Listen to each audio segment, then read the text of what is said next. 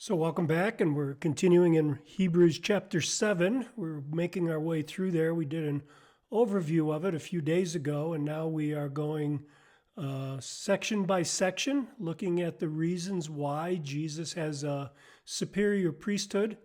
We come to chapter 7, verses 23 through 25 today, and we have see in this that we have an eternal salvation because we have an eternal priest.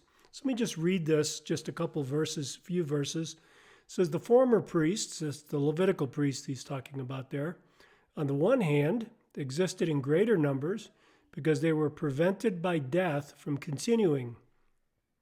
Jesus, on the other hand, because he continues forever, holds his priesthood permanently.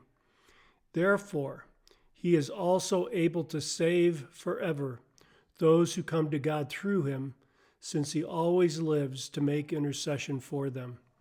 So what verses 23 and 24 are saying is that the Levitical priesthood and the law that they administered was limited. It was limited by their death, and contrast that with Jesus, who continues forever. He's a permanent priesthood. Therefore, in verse 25, he's drawing a conclusion here, very important conclusion from verses 23 and 24. He's saying Jesus saves forever.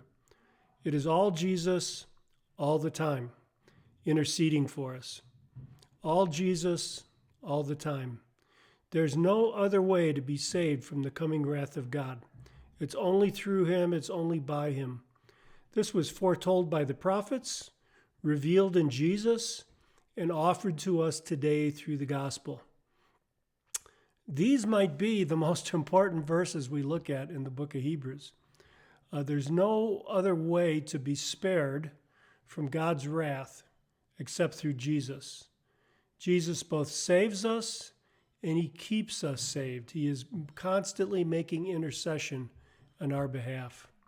So again, for these readers, for these initial hearers, they were tempted to abandon Jesus and turn back to the Levitical law, or to try to compromise and use some of the Levitical law and some of what Jesus promises. But the warning here is that salvation and sanctification is through Jesus all the time. No other way. This is very important that we get that, and it's very straightforward, I think, as it's described here and presented to us. So I pray that this gives you clarity on who Jesus is and what he does and how he's at work in your life today. Isn't it comforting to know that despite our spiritual ups and downs, despite our sinning and our repentance constantly, Jesus is interceding for us in the presence of his Father. So I pray, brothers and sisters, that you find this encouraging and gives you reason to go on in your Christian life. Depend on Jesus. Be committed to him. Have that simplicity and purity of devotion to him that Hebrews is encouraging us to do. God bless you.